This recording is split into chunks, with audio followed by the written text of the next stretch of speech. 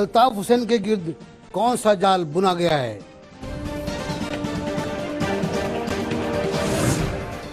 کیا عمران فاروق کے قتل کے معمے کی کنجی پاکستان میں ہے؟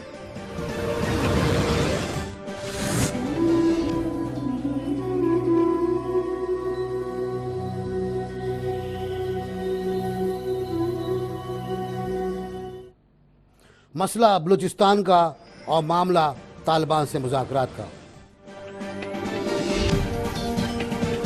السلام علیکم، میں ہوں ناصر بجتائی، NBC آن ایئر میں آج کے اس پروگرام میں۔ آج دن بھر اور کل رات سے ایک خبر چرچے میں ہے، وہ برطانوی میڈیا ہو، پاکستانی میڈیا ہو، پرنٹ میڈیا ہو یا الیکٹرانک میڈیا ہو، وہ الطاف حسین کے بارے میں اس دستاویزی فلم کے حوالے سے، ڈاکومنٹری کے حوالے سے جو BBC نے گزشتہ شب براڈ کاسٹ کی تھی، کل رات سے ہی پاکستانی میڈیا نے اس پر اپنے خبریں اور تبصرے شروع کر دیے تھے۔ اس ڈاکومنٹری میں الزام لگایا گیا ہے کہ لندن میٹرو پولیس نے ایک طرف تو ٹیکس ادا نہ کرنے کے الزام میں لندن میں MQM کے اکاؤنٹس بند کر دیے ہیں، اور دوسری طرف عمران فاروق قتل کیس میں ایسے 2 افراد کی پاکستان سے حوالگی کا مطالبہ کیا ہے جو بقول برطانوی پولیس کے پاکستان میں گرفتار کیے گئے۔ یہ بھی ایک معاملہ ایسا ہے جس پر آگے چل کے ہم بات کریں گے، لیکن پہلے ہم بریک لیں گے، بریک کے بعد واپس آ کر تفصیلی گفتگو شروع کریں گے۔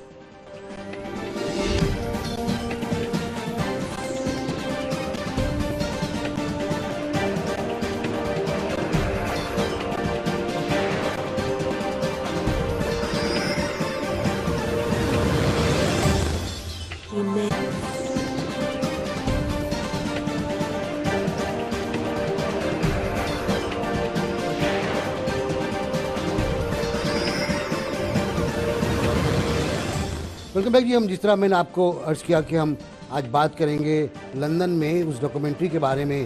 جو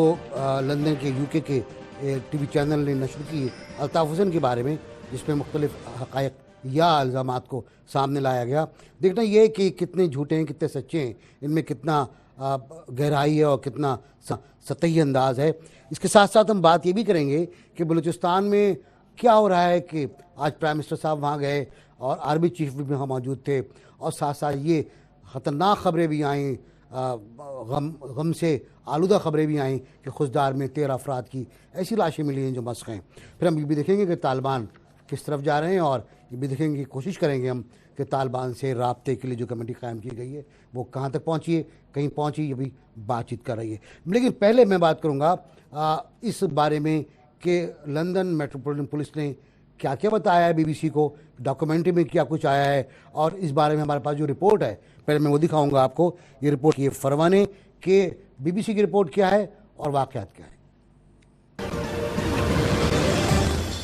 گزشتہ رات غیر ملکی خبر رساں ایجنسی کے پروگرام نیوز نائٹ کی رپورٹ میں پہلی مرتبہ 16 سپتمبر کو ہونے والے قتل کے حوالے سے کی گئی 2 پاکستانیوں کی شناخت۔ رپورٹ میں کہا گیا کہ ان دونوں افراد نے ڈاکٹر عمران فاروق کے قتل کے فوراً بعد ہیتھرو رپورٹ سے سری لنکا پرواز کی۔ سری لنکا سے کراچی پہنچے تو انہیں کراچی ایئرپورٹ پر گرفتار کر لیا گیا تھا۔ یاد رہے اس وقت کے وزیر داخلہ نے کی تھی اس خبر کی تردید۔ رپورٹ کے مطابق پاکستانی حکام سے موصول ہونے والے دستاویزات میں ان افراد کے نام ہیں محمد کاشف اور محسن علی۔ رپورٹ میں یہ بھی درج ہے کہ فروری 2010 کو محسن علی پاکستان سے برطانیہ پہنچے، جبکہ محمد کاشف واردات سے کچھ دن قبل ہی لندن آئے تھے۔ دونوں افراد نے مشرقی لندن کے ایک ہی کالج میں داخلہ لیا۔ یہاں یہ بات بھی یاد رہے کہ لندن کالج کسی غیر ملکی طالب علم کی غیر حاضری کی صورت میں مجاز ہے کہ اس کی اطلاع متعلقہ حکام کو کرے۔ تاہم عدم حاضری کے باوجود کالج نے 18 ماہ کا وقفہ گزر جانے کے بعد ان کی اطلاع برطانوی حکام کو دی۔ قبل از وقت آگاہ کیوں نہیں کیا؟ اس حوالے سے برطانوی ہوم آفس کا کہنا تھا کہ وہ کالج کے خلاف کسی قسم کی کوئی تفتیش نہیں کر رہے۔ ساتھ ساتھ حکام الطاف حسین کی ماضی میں کی جانے والی تقریروں کا بھی جائزہ لے رہے ہیں۔ یاد رہے اس سے قبل 2012 میں پولیس نے MQM کے ہیڈ کوارٹر سے 2.5 لاکھ پاؤنڈ کی کرنسیاں، جبکہ جون 2013 میں الطاف حسین کے گھر سے 2,13,000 پاؤنڈ قبضے میں لیے تھے۔ لندن پولیس اب تک 4,000 افراد کی تفتیش کر چکی ہے، جس میں کراچی کے نامی گرامی بزنس مین کا نام بھی زیر غور ہے۔ رپورٹ میں درج ہے کہ ان مطلوبہ اشخاص کے ویزا فارموں کی توثیق توثیق بزنس مین معظم علی خان نے کی، جو 2010 میں افتخار حسین جو کہ MQM کے قائد کے بھتیجے ہیں ان سے مسلسل رابطے میں تھے۔ افتخار حسین کو گزشتہ برس کینیڈا سے لندن پہنچتے پر پولیس نے ہیتھرو کے ہوائی اڈے پر گرفتار کیا تھا، تاہم اس کے بعد تفتیش کر کے انہیں ضمانت پر رہا کر دیا گیا تھا، جبکہ افتخار حسین کے بارے میں بیرسٹر فاروق نسیم کا کہنا تھا کہ ان کی ذہنی حالت درست نہیں۔ پروگرام NBC آن ایئر کے لیے فروا زیدی، اب تک کراچی۔ یہ رپورٹ آپ نے دیکھی، اس میں کچھ باتوں کو بتایا گیا کہ کیا کیا صورتحال ہے، کس طرح اس ڈاکومنٹری میں بات کی گئی ہے، کس طرح اس کو اب MQM اپنا میڈیا ٹرائل قرار دے رہی ہے۔ بیرسٹر فاروق نسیم کہتے ہیں کہ اس ڈاکومنٹری میں سے ان کے کچھ جملے تھے وہ حذف کر دیے گئے جان بوجھ کر، اور یہ بھی کہتے ہیں کہ وہ اس بارے میں وہ ایک مقدمے ایک نالش کریں گے برطانوی کورٹ میں جا کر۔ میرے ساتھ موجود ہیں متحدہ قومی موومنٹ کے رہنما جناب فیصل سواری صاحب، اور میرے ساتھ موجود ہیں سابق ایمبیسڈر پاکستان کے ہمارے جناب جاوید حسین صاحب۔ میں دونوں کا خیر مقدم کرتے ہوئے پہلے سوال کروں گا فیصل صاحب سے۔ فیصل یہ بتائیے گا کہ اس رپورٹ میں براہ راست کوئی الزام نہیں لگایا گیا الطاف حسین صاحب پر، نہ قتل کا اور نہ کسی اور سلسلے کا، اس رپورٹ میں نہ ہی کچھ اور کسی سازش کا ذکر کیا گیا، پھر آپ یہ کس طرح کہہ سکتے ہیں کہ جناب الطاف حسین کے گرد کوئی جال بنا جا رہا ہے، کوئی سازش تیار کی گئی ہے؟ بہت شکریہ ناصر بھائی۔ یہ جو خدشات ہیں یہ اس بنیاد پر مبنی ہیں کہ پہلی بات تو ڈاکٹر عمران فاروق بھائی کا وہاں مرڈر ہونا لندن کی سرزمین پر، ہم نے تو اس دن سے ہی اس کو اپنے لیے خطرہ سمجھا، قائد تحریک جناب الطاف حسین کی زندگی کے لیے خطرہ سمجھا۔ یہ بات میں آپ کو انتہائی ذمہ داری کے ساتھ کہہ سکتا ہوں کہ ان گزشتہ چند سالوں میں الطاف بھائی کو اسکاٹ لینڈ یارڈ کی جانب سے بھی یہ کہا گیا ہے کہ وہ نہایت اپنی حفاظت کا خیال رکھیں، اور وہ جو کچھ وہاں کے انٹیلیجنس ادارے کر سکتے ہیں بحیثیت ایک برطانیہ کے شہری کے بھی وہ ان کے لیے کیا جا رہا ہے۔ ساتھ ہی ساتھ ہم یہ سمجھتے ہیں کہ دیکھیے ہم آزاد میڈیا کے بالکل حق میں ہیں، لیکن جس حساب سے وہاں جو مختلف ریڈز کنڈکٹ ہوئی ہیں ان میں جس طرح کی بسا اوقات زبان استعمال کی گئی ہے، بسا اوقات جس طرح سے فیڈ کی گئی ہیں خبریں، وہ برطانوی جمہوریت کا ترہ امتیاز ہے نہیں۔ وہ وہاں کے جو ادارے ہیں ان کی انڈیپینڈنٹ کارکردگی اس طرح سے برسر عام نہیں شیئر کی جاتی، اور وہاں کا ہی یہ بالکل طے شدہ کلیہ ہے جسے ہم بھی اپنے ہاں قانون کے لیے استعمال کرتے ہیں کہ کوئی بھی شخص اس وقت تک بے گناہ ہے کہ جب تک اس پر جرم ثابت نہ ہو جائے۔ تاہم یہ بات ایک دفعہ پھر میں MQM کی جانب سے کرنا چاہتا ہوں کہ جناب ہم سے زیادہ کسی کی خواہش نہیں ہے کہ ڈاکٹر عمران فاروق شہید کا جو قتل کی سازش ہے، جو بھی واقعہ ہے وہ تشتزبام ہو، جن لوگوں نے کیا ہے یا اگر کسی نے کروایا ہے وہ سلاخوں کے پیچھے جائیں اور قانون بالکل اپنا ڈیو کورس لے۔ بعض چیزیں جو ہم دیکھتے ہیں کہ BBC کی جو رپورٹ ہے، ایک پہلی رپورٹ آئی تھی، اس کا ایک کلپ دوبارہ دکھایا گیا باوجود اس کے کہ MQM نے شکوہ کیا تھا۔ مثال کے طور پر ناصر بھائی، ہم اکثر یہ دیکھتے ہیں یہاں کی جو ہماری سٹائر ہے یا طنز اور مذاق کرتے ہیں، کہتے ہیں کسی کو کسی دوست سے بہت عرصے تک نہیں ملے، میں تمہیں چھوڑوں گا نہیں۔ اب اگر اس جملے کو کوئی صرف ایڈٹ کر کے چلا دے اور یہ کہے کہ تھریٹ دیا ہے، الطاف بھائی سینکڑوں ہزاروں لوگوں کے مجمع سے خطاب کر رہے ہیں، میڈیا کے کیمرے چل رہے ہیں، اور اس وقت وہ کہہ رہے ہیں کہ جناب بوری تیار کرو۔ ہی واز ریفرنگ جو یہاں پر جو صورتحال بنی اور پرسپشن بلڈنگ ہوا اس کے حساب سے وہ اس کو طنز میں اڑا رہے ہیں، اور اس کو ایڈٹ کر کے اگر BBC چلائے یہ جملہ اور یہ کہے کہ جناب تھریٹس دیتے ہیں۔ اسی طریقے سے جو کل رات چلی ہے ڈاکیومنٹری، اس میں آپ ایک طرف یہ تو کہہ رہے ہیں کہ جناب منی لانڈرنگ کا الزام ہے، لیکن ساتھ ہی جو میرے جوابات ہیں میری جماعت کے، ہمارے وکیل بیرسٹر فاروق نسیم کے، اس کو نہیں چلایا گیا، حذف کر دیا گیا جانتے بوجھتے۔ تو ہم یہ سمجھتے ہیں کہ یہ بائی ڈیفالٹ نہیں ہے، بائی ڈیزائن ہے۔ الطاف بھائی پہلے بھی خود کو لاحق خطرات کا اظہار کرتے رہے، یہی وجہ ہے کہ ہم انہیں یہاں پر بھی آنے سے روکتے ہیں، اور ہم یہ سمجھتے ہیں کہ جنہوں نے جن خدشات اور خطرات کا اظہار کیا ہے، یقیناً جو بھی حکومتیں انوالو ہیں، خواہ وہ برطانیہ کی یا پاکستان کی، دونوں کی ذمہ داری ہے کہ وہ ان خدشات کا جائزہ لیں، اور اگر ہمارے خدشات غلط ہیں تو ان کو ثابت کریں۔ رائٹ، ابھی بھی جو خبریں ہمیں مل رہی ہیں اس میں اسکاٹ لینڈ یارڈ سے جو سٹوری آ رہی ہے وہ یہ کہ اسکاٹ لینڈ یارڈ نے کہا ہے اپنے شہریوں کو جو برطانیہ میں رہتے ہیں کہ اگر ان میں کسی کو بھی اپنی جان کا خطرہ ہے تو وہ اسکاٹ لینڈ سے رابطہ کرے اور بات کرے اور اپنے خطرے کی نوعیت سے آگاہ کرے، اس کو تحفظ فراہم کیا جائے گا۔ الطاف حسین صاحب نے کہا تھا ان کی جان کو خطرہ ہے آج کے اس پورے بیان میں۔ ساتھ ہی انہوں نے اسکاٹ یارڈ نے اس بارے میں تفسیر کرنے سے صاف انکار کر دیا کہ 2 پاکستانیوں کو جو پاکستان میں گرفتار ہیں مبینہ طور پر، ان کو یو کے نے مانگا ہے تفتیش کے لیے، اور انہوں نے کہا اس سلسلے میں ہم پاکستان سے اپنے رابطوں کا اظہار کرنے کو، ان کو ایکسپلین کرنے کے پابند نہیں ہیں۔ میں چاہوں گا جناب ایمبیسڈر صاحب کی طرف، جناب ایمبیسڈر جاوید حسین صاحب، آپ بتائیے گا کہ اس صورتحال میں آپ لوگ کیا کرتے ہیں، آپ لوگ کیا سوچتے ہیں، آپ کے نزدیک کیا ہونا چاہیے؟ جی، جہاں تک تو یہ الزامات کا تعلق ہے تو مناسب تو یہ ہے کہ الطاف حسین صاحب اس کے اوپر اپنی جو قانونی ٹیم ہے اس سے مشورہ کر کے جو قانونی اقدامات مناسب سمجھیں وہ اختیار کریں، اور جن الزامات جو ان کے اوپر لگائے گئے ہیں وہ صاف ظاہر ان کا موقف یہ ہے کہ وہ غلط ہیں، تو ان کو غلط ثابت کرنے کے لیے جو قانونی چارہ گوئی ہے وہ کرنی چاہیے۔ برٹش کورٹس میں جائیں، وہاں پہ جا کے اپنے آپ کو جو ان کا موقف ہے اس کو ایک بھرپور طریقے سے پیش کریں۔ تو یہ ایک قانونی معاملہ ہے، اور اس کو مناسب یہ ہوگا کہ وہ قانون کے مطابق، برٹش لاز کے مطابق اس کو پرسو کریں، کیونکہ جہاں تک میرا علم ہے، میری معلومات ہیں، وہ برٹش نیشنل یا برٹش سٹیزن ہیں، تو بحیثیت برطانوی شہری کے ان کے اپنے حقوق ہیں، اور وہ ان حقوق کے لیے اپنی قانونی جو بھی چارہ جوئی کرنا چاہتے ہیں وہ کریں۔ اچھا یہ بتائیے گا مجھے فیصل کہ اگر پہلی ڈاکومنٹری آنے کے بعد جیسا کہ آپ نے کہا تھا مقدمہ آپ کر دیتے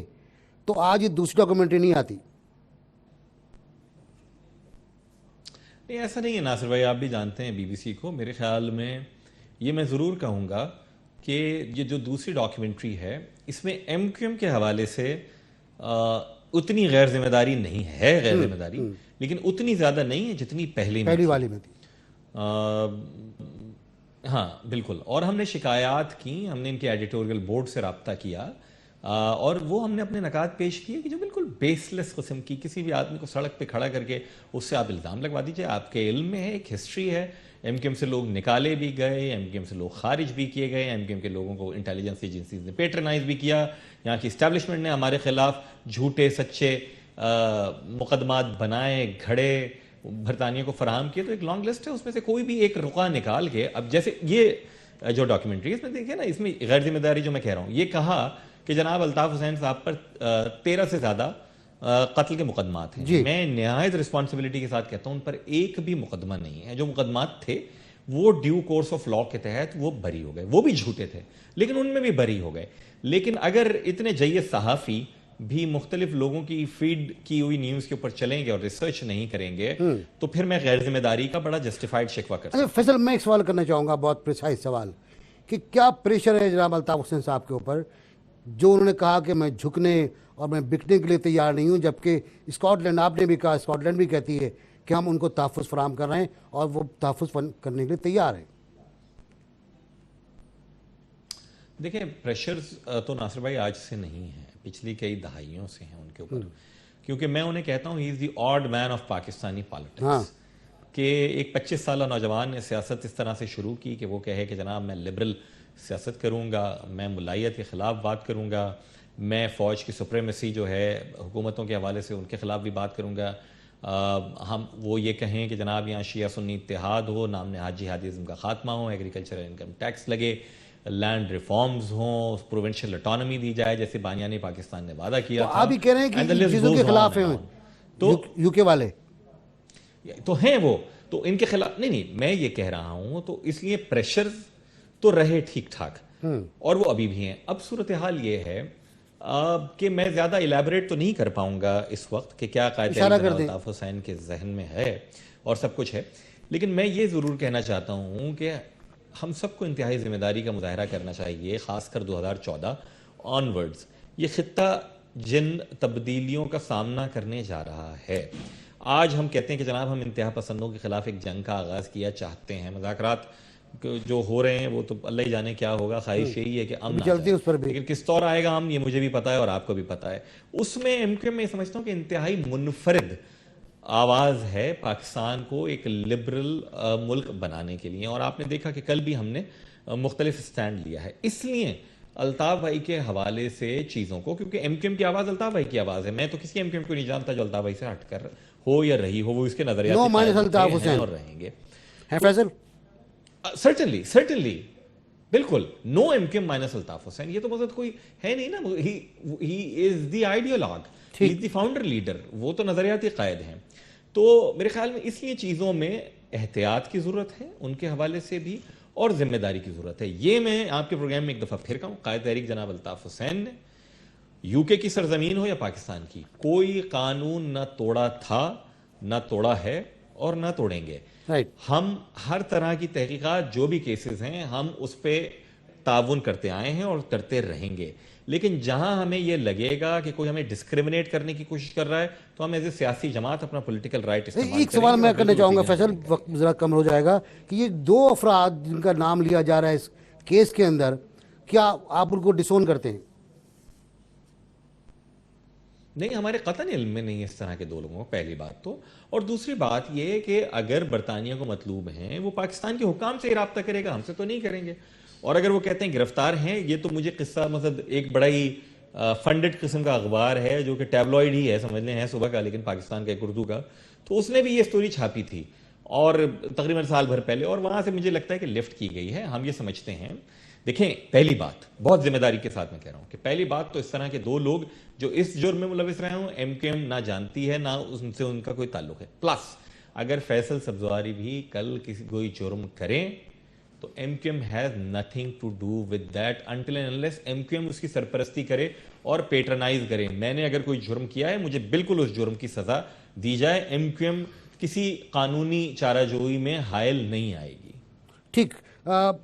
فیصل کہہ رہے ہیں کہ ان کا تعلق, ان کی جماعت کا تعلق ان 2 افراد سے ہرگز نہیں ہے, وہ جانتے بھی نہیں جن کا اس مقدمے میں ذکر کیا جا رہا ہے اور کہا جا رہا ہے کہ ان دونوں نے واردات کی, عمران فاروق صاحب کو قتل کیا. عمران فاروق کے قتل کے بعد یہ فوری طور پر سری لنکا چلے گئے اور سری لنکا سے کچھ دنوں کے بعد تفریح کر کے پاکستان آیا تو یہاں گرفتار کر لیا گیا. گرفتاری کے بعد خبریں چھپی اخباروں میں, کئی دنوں تک خبریں چلی, لیکن پھر رحمان ملک صاحب نے اس کی تردید کر دی تھی, کوئی ہوئی. کہتے ہیں یہ برطانوی کہ یہ لوگ ابھی پاکستان میں موجود ہیں اور پاکستانی انٹیلیجنس یا پولیس کے پاس ہیں. یہ اب جواب دے گی وزارت داخلہ کہ اس کی اب کیا پوزیشن. میں بریک لوں گا اور بریک کے بعد واپس آ کر دوسرے مسئلے بات کروں گا, ایک سلگتے ہوئے مسئلے پر.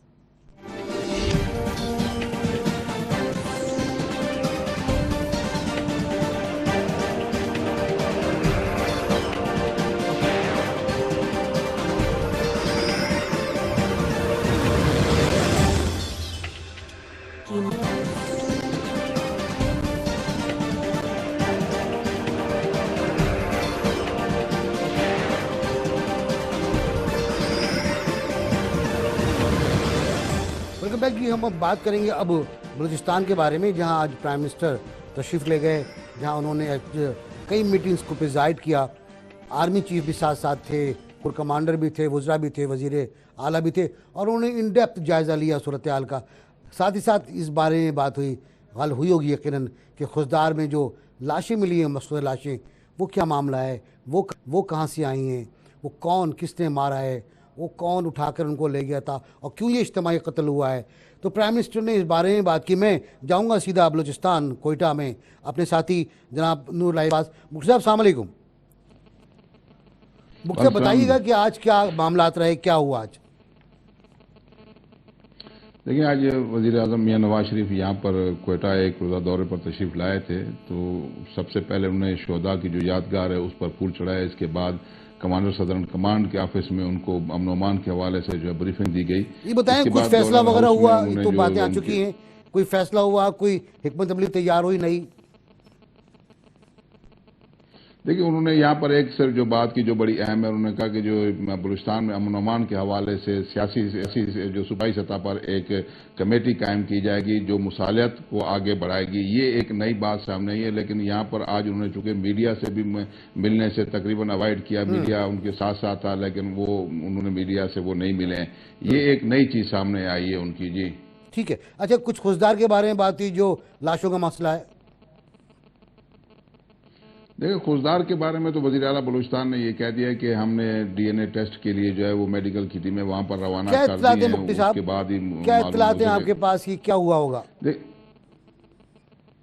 دیکھیے یہاں پر اطلاع جو اب تک گورنمنٹ بھی اس معاملے میں خاموش ہے، صرف 13 لاشیں ملی ہیں، جبکہ جو میڈیا میں رپورٹ ہوئی تھی وہ تقریباً 20 سے 25 کے قریب لاشیں ہوئی تھیں، لیکن یہاں پر جو وزیر اعلیٰ نے بعد میں اس کی تصدیق کی ہے، ان کا یہ کہنا ہے کہ 13 لاشیں جو 2 دن میں ملی ہیں، ایک دن 2 لاشیں ملی ہیں، دوسرے دن 11 لاشیں ملی ہیں، لیکن جب تک ان کا ڈی این اے ٹیسٹ نہیں ہوتا، لیکن ان لاشوں کے ملنے سے جو جن کے پیارے گم ہیں وہ خاص طور پر پریشان ہیں کہ آیا یہ کن کی لاشیں ہیں۔ اب جب ڈی این اے ٹیسٹ آئے گا اس کے بعد ہی صحیح صورتحال معلوم ہوگی کہ یہ کون لوگ ہیں، یہ وہ لوگ ہیں جو یہاں سے پہلے گمشدہ لوگ ہیں یا کوئی اور لوگ ہیں جن کو یہاں پر آ کر قتل کیا گیا ہے۔ جی بہت شکریہ بگٹی صاحب، بتانے کا ہم کو خیال ہے۔ جناب ایمبیسڈر خالد صاحب، آپ بتائیے گا بلوچستان کا مسئلہ آپ زیادہ بہتر جانتے ہیں، کیا مسئلہ ہے اور کس طرح یہ حل ہونے جا رہا ہے پرائم منسٹر کے دورے کے بعد؟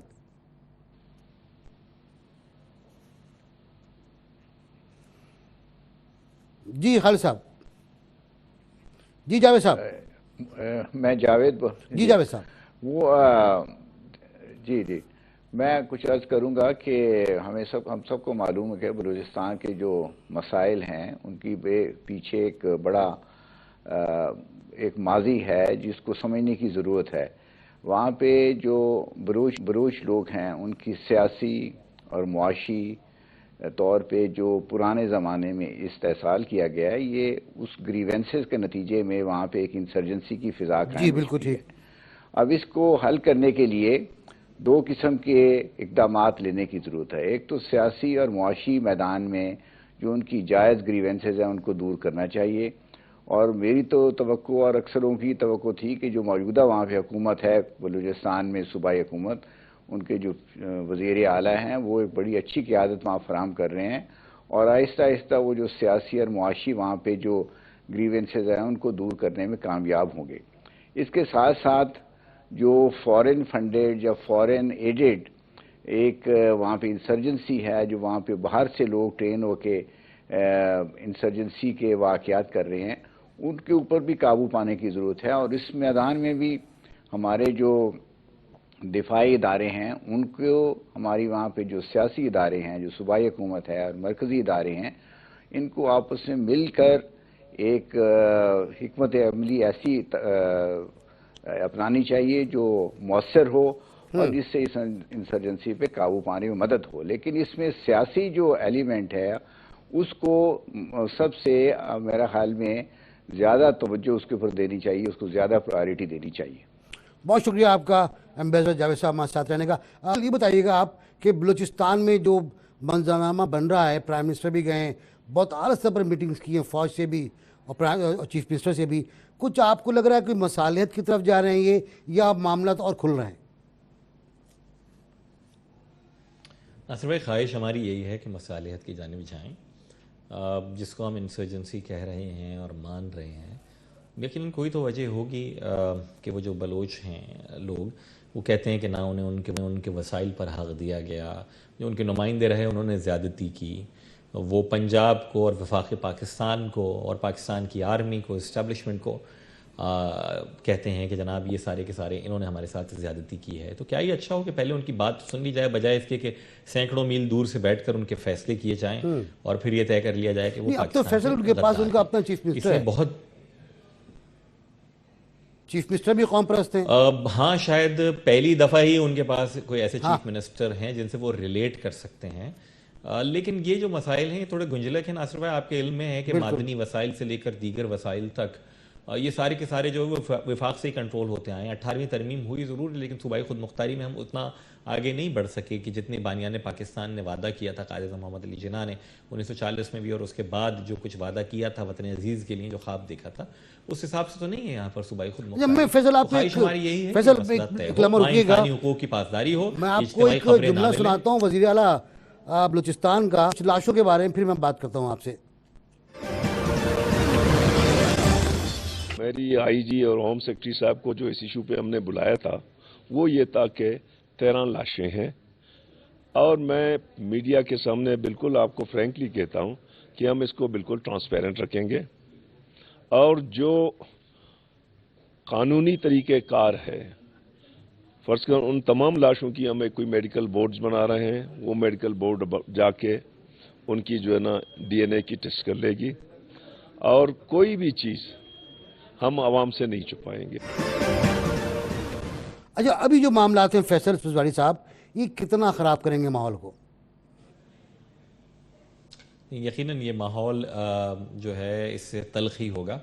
اور جس طرح وزیر اعلیٰ صاحب کہہ رہے ہیں، نہ صرف یہ کہ تحقیقات کریں کیا ہوا ہے، بلکہ جنہوں نے کیا ہے ان کو پکڑیں، ان کے خلاف کارروائی کریں اور لوگوں کو کانفیڈنس دیں۔ یہ نہیں کہ 13 لاشیں ہیں یا 30 لاشیں ہیں، مطلب 13 لوگوں کو اجتماعی طور پر ایک قبر میں، یہ مزار شریف کی یاد دلا دی کہ جس طریقے سے وہاں پر ہوا تھا اور کس بنیاد کے اوپر کیا گیا، جس طرح ہم نے پڑھا کہ بلوچستان کے مختلف علاقوں سے ان لوگوں کو لایا گیا تھا، اور اس شبے پر جس آدمی نے جتنا بڑا بھی جرم کیا۔ کیا عجیب بات ہے کہ جو 50,000 پاکستانیوں کو مار چکے ہیں اور جو مجھے اور آپ کو اس پورے نظام کو کفر کا نظام قرار دیتے ہیں، ان سے کہتے ہیں مذاکرات کرو، اور جو لوگ جنہوں نے قانون توڑا ہوگا، میں یہ نہیں کہہ رہا کہ کسی نے قانون نہیں توڑا، خواہ کراچی ہو یا کوئٹہ ہو یا خزدار ہو، جس نے بھی قانون توڑا ہے، خدا کا اس کے پاس بندوقیں کم ہیں اس لیے آپ اس سے مذاکرات نہیں کریں گے، جس کے پاس بندوقیں زیادہ ہیں اور خودکش بمبار ہیں اس سے آپ مذاکرات کریں گے۔ میں اس موضوع پہ بات کروں گا فیصل آپ سے اگلے بریک میں، بریک لینا، بریک کے بعد واپس آ کر اسی موضوع پہ بات کریں گے کہ ہم کس سے بات کر رہے ہیں اور کیا بات کرنے والے ہیں۔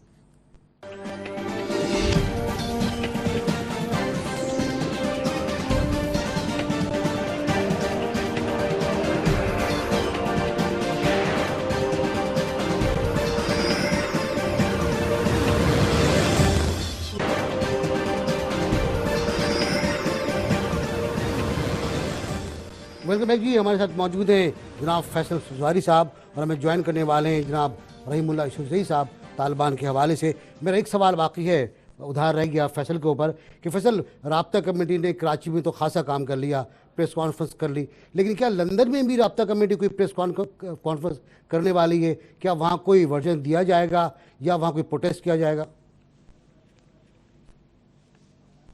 ناصر بھائی، پہلے تو میں آپ کو بتاؤں کہ بہت بڑا پروٹیسٹ جو ہے یہاں ہم کراچی میں، یقیناً جو ہمارا پار اور پولیٹیکل بیس ہے ہم وہیں سے کریں گے، اور لندن میں بھی اگر ہم نے اس کی ضرورت محسوس کی، ہم ایویلیویٹ کر رہے ہیں، جائزہ لے رہے ہیں، تو وہاں بھی جو ایکٹیویٹی ہوگی وہاں کی اقدار کو سامنے رکھتے ہوئے تو بالکل کریں گے۔ رائٹ، السلام علیکم یوسفزئی صاحب۔ وعلیکم السلام، کیسے، خیریت؟ بالکل خیریت۔ کمیٹی میں آج آپ کا پہلا دن تھا، یقین مصروف رہے ہوں گے، بہت زیادہ ڈیمانڈ بھی رہی ہوگی، پہلی بار آپ کو احساس ہوا ہوگا کہ کتنے بیپرس کی درخواستیں آتی ہیں، تو آج پہلا دن تھا، کل آپ کی ملاقات ہے پرائم منسٹر صاحب سے، کچھ تیاری کی آپ نے؟ بالکل، دیکھیں ہمارے ذہن میں تو کچھ چیزیں ہیں اور آپ ان کو تجاویز سمجھ لیں، آپ ان کو ہمارے جو تجربات ہیں اس کو حوالے سے، لیکن ہم تو پہلے جب ملیں گے تو ان کی بات سنیں گے اور جاننا چاہیں گے کہ ان کے ذہن میں کیا نقشہ ہے، یہ کمیٹی کیسے کام کرے گی اور کیا ان کی توقعات ہیں، کیسے یہ مقاصد حاصل کیے جائیں گے، کیونکہ ابھی تو ابتدائی چیزیں ہو رہی ہیں، کچھ بھی نہیں ہے ابھی تو، اور اس ملاقات کے بعد ہی میرے خیال میں صورتحال واضح ہوگی اور پھر اصل میں طالبان کے جواب کا انتظار ہے۔ اگر وہ مذاکرات کرنا چاہتے ہیں اور اس کمیٹی پہ ان کو اعتماد ہے، یا وہ اپنے نمائندے کبھی انتخاب کرتے ہیں، تو پھر یہ مذاکرات شروع ہو سکتے ہیں۔ تو ابھی کافی اس میں جس طرح ہم کہتے ہیں ifs and buts ہیں، یہ کام شروع ہوگا یا نہیں ہوگا۔ اور آپ نے بھی بڑے ایف اینڈ بٹس کے ساتھ منظور کیا اس کا رکن بننا؟ جی بالکل، میں نے تو دیکھیں، حالانکہ میرا یہ کام نہیں ہے، میرا میں یہی کہہ رہا تھا، یہ ڈیبیٹ چل رہی ہے، لیکن میرے خیال میں یہ ایک عارضی سا کام ہے، اور یہ ملک کی خاطر اور امن کی خاطر جو کچھ ہم سے ہوگا اس کے لیے میں نے اس میں شامل ہونا منظور کیا، حالانکہ میں نے کافی انکار بھی کیا، لیکن وزیر اعظم صاحب کا اصرار تھا۔ تو میرے خیال میں ہم سب کو اس میں اپنا حصہ ڈالنا چاہیے۔ اس میں کوئی ایسے نہیں ہے کہ آپ کو کوئی انعام ملنے والا ہے، کوئی تنخواہ ملنے والی ہے، اس میں تو خطرہ ہے اور اس میں تو اپنا ٹائم دینا ہے۔ تو میرے خیال میں اور اس میں جو اسٹوری بننی ہے وہ روکنی بھی ہے، نہ اس میں کوئی پیسہ ہے، بلکہ اس میں مشکلات زیادہ ہے، اس لیے میں نے اس میں آنا قبول کیا۔ سب سے بڑی مشکل تو رحیم اللہ صاحب یہ ہوگی نا آپ کے لیے کہ خبر آپ کے پاس ہوگی، وہ خبر آپ دے نہیں پائیں گے۔ ہاں، یہ واقعی آپ نے میرے دل کی بات کی ہے، ہاں، اور میرا دل چاہے گا کہ یہ خبر میں دے دوں یا اپنے کسی ساتھی کو دے دوں یا صحیح۔ اپنے اخبار کو دے دوں، اپنے ٹی وی کو دے دوں، لیکن میں وہ نہیں کر سکوں گا۔ میں بالکل مجھے آپ ایمانداری بی سے ایم کام کر کروں دیجیے گا۔ اچھا یہ بتائیے گا کہ یقیناً کل بات ہوگی، کل آپ کو بریف کیا جائے گا، کل کی صورتحال کے بعد جائزہ لیا جائے گا۔ طالبان کی طرف سے ابھی تک کوئی جواب نہیں آیا ہے، صرف ایک جگہ کہیں پر یہ آیا ہے کہ ہم جنگ یا امن دونوں کے راستے شریعت چاہتے ہیں۔ اس بیان کے بعد آپ کے کیا تاثرات ہوں گے؟ لیکن یہی تو مسئلہ ہے نا کہ اب ساری باتیں میڈیا کے ذریعے ہو رہی ہیں، اور ان کے بھی ترجمان بات کر رہے ہیں، یہاں سے وزراء بات کر رہے تھے، یا پھر ہمارے میڈیا میں جو ہمارے پولیٹیشنز ہیں یا ہمارے اپنے صحافی ساتھی، ہم لوگ بات کر رہے ہیں۔ تو یہ اس طرح کی جو گفتگو ہوتی ہے، اس میں تو آپ کچھ بھی کہہ دیں، ٹھیک، لیکن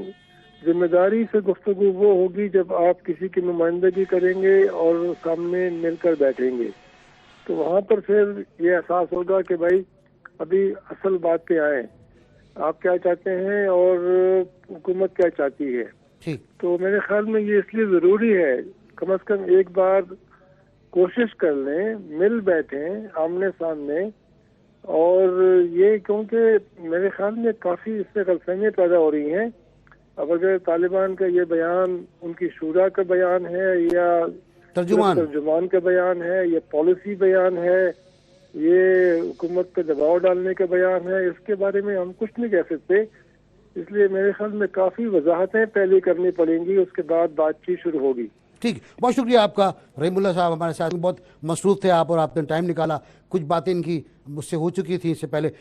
میں بات کروں گا فیصل سے۔ فیصل والی صاحب، رحیم اللہ صاحب جیسا آدمی کہتا ہے کہ اگر بیٹھ کے بات کر لیں ایک بار تو کیا حرج ہے، کیا سمجھتے ہیں آپ؟ نہیں، اگر وہ باتوں مطلب ان کی جو ڈیمانڈز ہیں وہ ہیں کیا، جس طرح ہم نے پہلے بھی عرض کیا کہ بھئی ان مذاکرات کے ٹرمز آف ریفرنس کیا ہیں، ہماری جو مذاکرات کار کمیٹی بنائی گئی ہے حکومت کی جانب سے، ان کا مینڈیٹ کیا ہے، اور سامنے سے طالبان جو ہیں فریق ثانی، اس کی ڈیمانڈز کیا ہیں۔ اب یہ ابھی تک قوم کو یہی بتایا گیا، بدقسمتی کے ساتھ ایک نیریٹو ڈیولپ کیا گیا کہ جناب یہ امریکہ کی جنگ ہے، ڈرون حملے رک جائیں، نیٹو سپلائی رک جائے، امریکہ چلا جائے، اور یہاں شیر اور بکری ایک ہی گھاٹ پر پانی پینے لگے۔ یہ دیوانے کی بڑھ کے علاوہ کچھ بھی نہیں ہے۔ وہ ایکسپینشنسٹ ہیں، وہ پورے پاکستان میں اپنی طرز کا اسلام نافذ کرنا چاہتے ہیں، اور اس کے سامنے جو بھی آئے اس کو غلط سمجھتے ہیں، اس کی گردن مارنے کو درست سمجھتے ہیں۔ تو بہرحال اس کے باوجود ہماری خواہشات ہیں، نیک خواہشات ہیں اس مذاکرات کا ٹیم کے ساتھ، حکومت کے ساتھ، کہ اللہ کرے کہ امن کے لیے اگر ان کی کوشش ہے۔ لیکن اگر لوگوں کو یہ بتایا جا رہا ہے کہ جناب مذاکرات ہی آخری ہیں، اور میں دیکھ رہا تھا ایک دو ٹاک شوز میں دوستوں کے ساتھ بیٹھا تھا، کوئی IRA کی چیزیں بیان کر رہا تھا، مثال دے رہا تھا، کوئی تمل ناڈ جو ٹائیگرز ہیں LTTE liberation of Tamil tigers, وہ خیر مختلف معاملہ ہے سری لنکا والا، تو ہمارے والا جو ہے مینس افریت اس کا بالکل مختلف ہے۔ یہ صرف پاکستان تک محدود ہی نہیں رہنا چاہتے۔ اقبال کے شعر کو شاید انہوں نے سمجھا ہے کہ نیل کے ساحل سے لے کر تابہ خاک کاشغر ان کا ایجنڈا ہے، تو ایک وہ ان کی طرف کا ایک جو ہے نا وہ میرے خیال میں انہوں نے سمجھا ہے۔ اور بہرحال مذاکرات کار ٹیم کے حوالے سے لوگوں نے پوچھا، وہ ایک شعر ہے، وہی میں عرض کرتا ہوں کہ جناب یہ شادی خانہ آبادی ہو میرے محترم بھائی، مبارک کہہ نہیں سکتا، میرا دل کانپ جاتا ہے، میرا دل کانپ جاتا ہے۔ بہت شکریہ آپ کا فیصل، اور دعا یہ کریں اور سب کوشش یہ کریں کہ ہم نہ کانپیں، ہی ہمارے ملک کے لوگ کسی اذیت سے دوچار ہوں، ان کو امن ملے، لیکن امن بھی کس قیمت پہ ملے، اتنی بھاری قیمت ادا کر چکے ہیں ہم امن کی، 50,000 لاشیں اٹھا چکے ہیں ہم نے کل اسی بارے میں سوال کیا تھا لوگوں سے پرائم منسٹر کی تقریر کے بعد، کہ کیا پرائم منسٹر کی تقریر کے بعد پائیدار قیام امن کا امکان پیدا ہو جائے گا۔ 38% نے ہاں میں جواب دیا ہے، 62% نے کہا ہے نہیں، انہیں شکوک ہیں، انہیں خدشات ہیں، اور ان کو یہ شبہ ہے کہ یہ معاملہ آگے نہیں بڑھے گا اور ایک بار پھر مسائل جنم لیں گے۔ مسائل کو جنم نہیں لینا چاہیے، جیسا کہ رحیم اللہ یوسفزئی صاحب نے کہا کہ پہلے بیٹھنا ہے، طالبان کے رد عمل کا انتظار کرنا ہے، طالبان کا جواب کیا ہوتا ہے اس کو دیکھنا ہے، پھر یہ بھی دیکھنا ہے کہ میڈیا کے ذریعے بات چیت اس طرح نہ ہو جس طرح آج کل ہو رہی ہے، ترجمان کا بیان آتا ہے، پھر کسی کا تبصرہ اس پہ چلا جاتا ہے۔ آج جو کچھ بھی ہے، اطلاع یہ ہے کہ انہوں نے یہ نہیں کہا तरदीद नहीं आई, लेकिन और कई चैनल्स पर उनका ये बयान चल रहा है कि जंग हो या अमन, हम शरीयत चाहते हैं, और इस बयान की लोग बास्तायद भी कर रहे हैं, हिमायत भी कर रहे हैं। 4 रुकनी कमेटी कल मुलाकात करेगी प्राइम मिनिस्टर से, प्राइम मिनिस्टर उसको ब्रीफ करेंगे और ब्रीफ करने के बाद ये कमेटी किस तरह काम करेगी, ये ताल्लुकात बनाएगी या ताल्लुकात इस्तवार करेगी या राब्ते बहाल करेगी। अहम बात यह है कि वो राब्ते जो टूट गए थे हकीमुल्लाह महसूद के बाद और बन्नू के वाक़े के बाद, बन्नू का वाक़या वो वाक़या है जिसने ख़त्म कर दिया था मुज़ाकरात के किसी भी इम्कान को, और जिसके बाद पाकिस्तान की एयरफोर्स ने बॉम्बिंग की थी अपने जेट तैयारों के ज़रिए। और कल इसी प्रोग्राम में एक तजिया करने का कि उस बॉम्बिंग के बाद तालिबान ने मुज़ाकरात की बात को आगे बढ़ाया, और मुज़ाकरात की बात को इस तरह आगे बढ़ाया कि प्राइम मिनिस्टर को खड़े होकर असम्बली में कहना पड़ा कि हम तैयार हैं, हम एक बार फिर अमन के लिए कोशिश कर रहे हैं, अमन की तवक्को के साथ मुज़ाकरात को एक मौका फराहम करना चाहते हैं। और प्राइम मिनिस्टर ने भी कल यही कहा कि यह आखिरी मौका होगा, और उसके बाद उनका कहना ही था कि कौम तैयार है ऑपरेशन के लिए, लेकिन हम चाहते हैं कि अमन के साथ बेहतरी अंदाज के साथ हम बातचीत कर लें और बातचीत के ज़रिए मसले को पाकिस्तान के दायरे कार में रहते हुए हल कर लें। कल एक साहब ने बात की, कमेटी के रुकन थे, और उन्होंने कहा जो कुछ भी होगा वो पाकिस्तान के दायरा कार में रहते हुए होगा। और पाकिस्तान मुस्लिम लीग के तर्जुमान ने कहा कि पाकिस्तान के आइन को तस्लीम करने वालों के साथ बातचीत होगी। ये बातचीत चलती रहेगी, हमारा प्रोग्राम भी इस पर नज़र रखेगा। कल तक के लिए मुझको इजाज़त दीजिएगा, कल अब अपडेट लेकर फिर हाजिर होगा।